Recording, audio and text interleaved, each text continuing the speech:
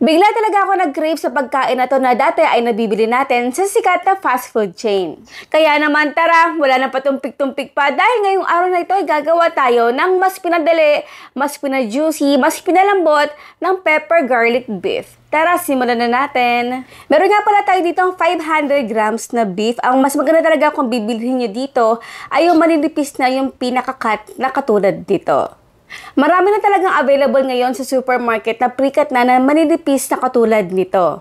Katulad ng samgyupsal at beefsteak na nabili ko. Hiniwa ko lang ito na may kapal na mga 1.5 cm kasi mamaya kapag ito niluluto ay uurong pa naman ito. I-transfer na natin ito sa ating bowl at ilagay na natin dito yung mga pampalasa natin. Isang sachet ng oyster sauce, 1 tablespoon ng soy sauce. Kung pwede kayo malagay dito ng pepper, garlic powder, ay okay lang yun. Naglagay ako dito ng chili powder, paprika, at syempre, medyo maraming pepper. Nalagay nga pala ako dito ng baking soda. Ito yung sikreto natin para ma-maintain yung pinaka-moisture or maging juicy pa yung ating beef dito. At hindi na natin kailangan pa itong palambutin.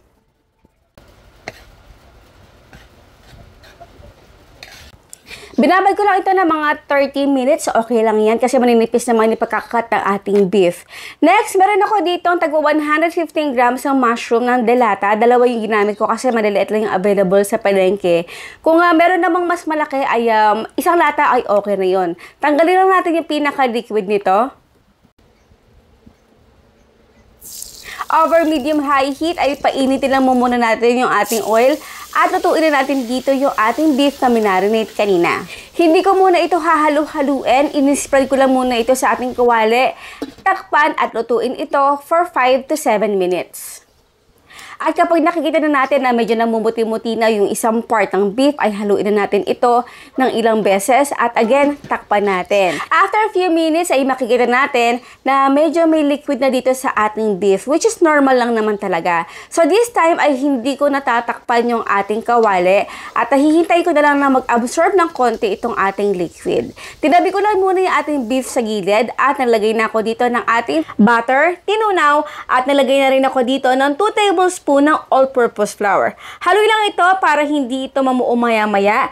At again, kapag ito ay natunaw na o nag-well blend na, nilagay na dito yung ating mushroom. Again, lutuin lang ito for few minutes at haluin na natin dito yung ating beef. Beef cubes isa lang kasi hindi na tayo maglalagay dito ng asin or any na pampaalat such as patis. Kaya isa lang ay tamang-tama na to.